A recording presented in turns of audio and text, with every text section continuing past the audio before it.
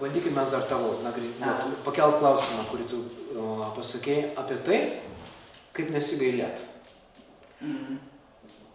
Gailėtis ar ne, ar mylėti savo istoriją ar ne, yra pasirinkimas. Ir aš dar kitą atsakymą gavau. Galbūt aiškiau reikia pačiai suvokti, ko aš noriu realiai. Jo, ir suprasti, kad galima norėti labai daug ko. O realūs norai yra ta pati iliuzija. Turėk realius norus. Tai yra visiškai iliuzinis pasakymas. Nes jie keistis. Jie visada keisis. Ir realiai aš savo ramiai, iš viso širdies, to kokia dabar esu, tą ir išgyvenu. Ir pastoviai vystausi, kaitoliodamas savo norus, savo komunikacijos stilių. Ir taip eksperimentuoju su gyvenimą, bet aš darau iš jo savanorišką žaidimą ir baigiu piktintis.